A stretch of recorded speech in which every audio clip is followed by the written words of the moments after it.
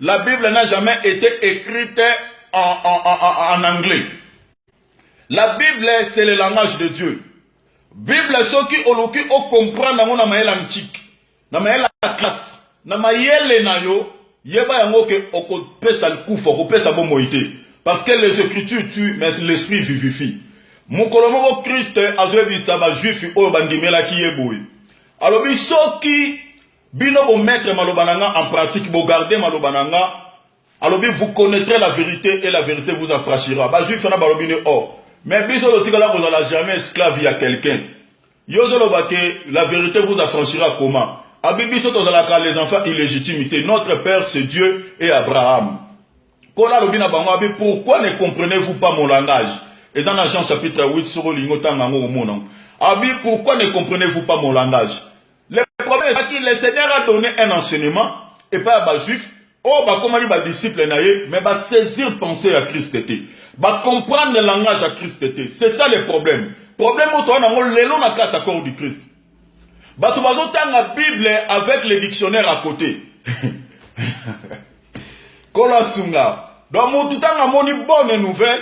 Asi bonne nouvelle, voilà, on dit que bonne nouvelle, les aliments lobo, ils ont se fait ça mouté, mais à moutou. Donc, il faut prêcher Dieu et amour, il faut prêcher Nzamba, Bolingwata, Nongoza, Nonamasu, Nzamba, Linga, Koka, Nongoza, Oza, Moto, Toboite, oui, Dieu est amour. Mais la ligne a dit ça, on dit que la bonne nouvelle, c'est prêcher aussi l'enfer.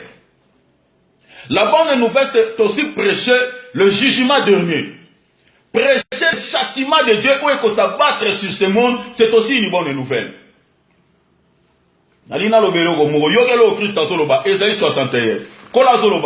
L'Esprit du Seigneur est sur moi.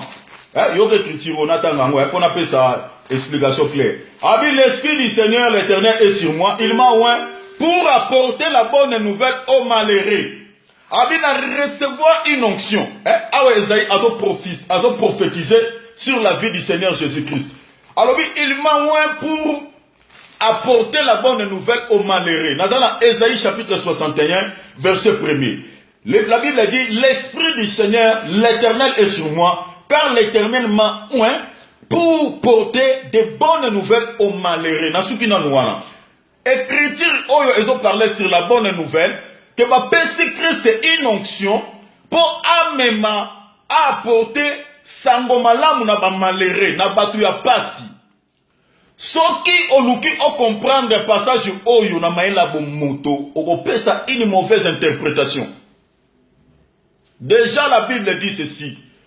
Namukanda Esaïe chapitre 29 verset 11 à 12, Bible lobby, la révélation des Écritures, toute la révélation des Écritures, est comme un livre cacheté.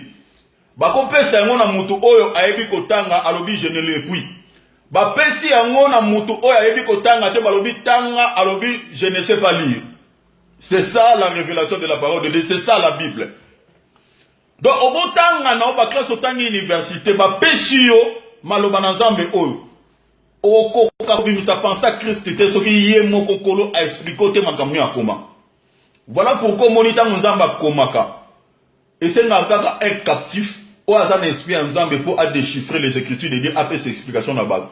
Babo benga astronome, babengi ba magicien, babengi bato mayele, babi makambo Nzamba komi babi to mwelo bozo koma. Expliquez biso makambo o ba komi. Lelo na bino za mwa libanga eza mwa connaissance muke mais so comprendre te komi la biso to na opeso ba explication mamna oloba. Babi déchiffrer écriture oyo awa nazana Daniel chapitre 5. Babi déchiffrer écriture oyo, déchiffrer makambo o ba komi na mir. Bako benga ba magicien, bato bana mayele ya occultisme. Babengi batu oyo, babengi ba astronome, batu o ba sala ba kaki bana mayele bana bwanya. Balobi expliquer penser o eza awa na kata makambo. Pesa biso penser en Nzambe na écriture oyo. Okoko expliquer ngote. Il faut que mutane esprit en Nzambe, pe mutane faza captif. Awa eza scellé na ofungula mukolo mususu. Yende akwa ko expliquer makambo wana. Eliko lobani. Soki oza na esprit en Nzambe te, oza mutu oyo te Nzamba benga yo. Obenga mate na kata maloba makambo Nzambe, okote habiter ya teya. Okopesa maloba musu. Yango moni lelo to na bitoto na kata évangile, c'est-à-dire les gens font des mélanges. C'est-à-dire azuma penser mo na dictionnaire, azuma lo la bonne nouvelle. La bonne nouvelle sera apportée au malheureux. Azuma siko dictionnaire, azuma expliquer bonne nouvelle selon la cyclopédie. Ça, c'est la mort qui est donnée, ce n'est pas la vie. Parce que oser expliquer selon pensée à mon tourné, expliquer bonne nouvelle dans le dictionnaire, il y a expliquer bonne nouvelle selon la cyclopédie. Donc là, tu donnes la mort, tu ne donnes pas la vie. Il faut nous expliquer la bonne nouvelle veut dire quoi. Ah, bah, la bonne nouvelle, et vous allez apporter au malheureux, vous allez prêcher au malheureux. Malheureux, oh, vous avez malheureux, le rôle à ngaïna, yonde, to salaka boende, to somona ba malheureux na mukili boye. Olobi bon, ba malheureux, on bato bazanga mbongo, bato on bato yo bazanga bandaku, bato bazanga richesse, bangona de ba malheureux. Ah, au moni wana sko obeti à côté. Ok, vraiment à côté de la plaque, parce que tu veux expliquer ces malheureux, le rôle à malheureux à Lazare, au bac Bible quand même la Bible, na li qui 16. Au lieu expliquer malheureux, na le rôle à un crochat. Au lieu expliquer malheureux, na le rôle à mtazanga mbongo à kosomba lipa. Au lieu expliquer malheureux, na ba pays le rôle à RDC sont des malheureux quant à la chair.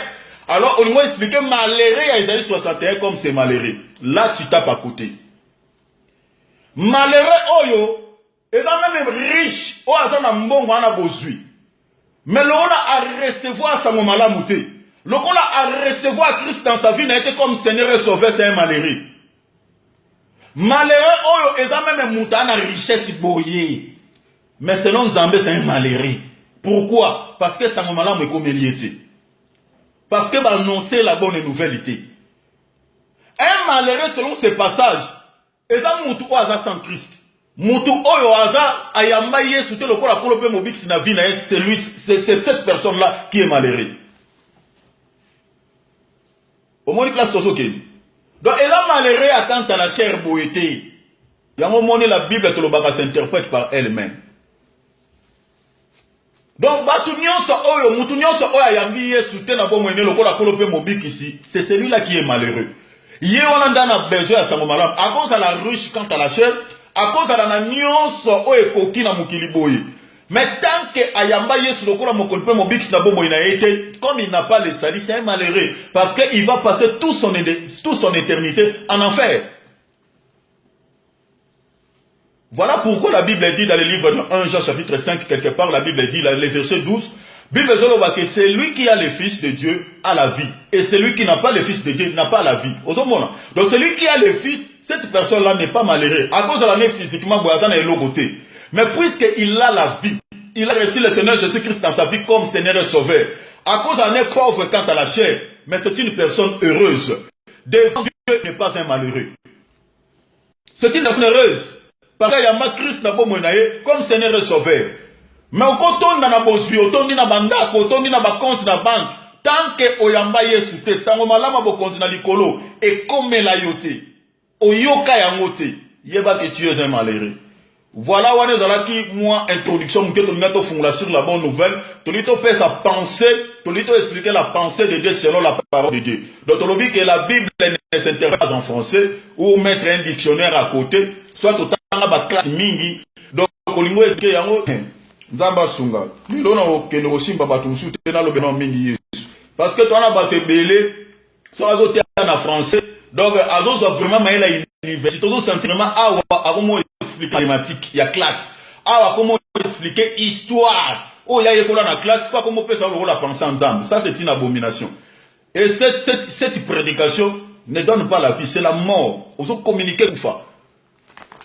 La Bible s'interprète par l'Esprit de Dieu. C'est l'Esprit qui donne la vie. Il faut qu'on appelle ça penser pour expliquer la Bible. Et ça, moi, un petit rappel. Mais dans la bonne nouvelle est différente dans l'évangile de paix. Évangile de paix égale bonne nouvelle. On appelle ça une écriture par rapport à tous les détails dans notre paix.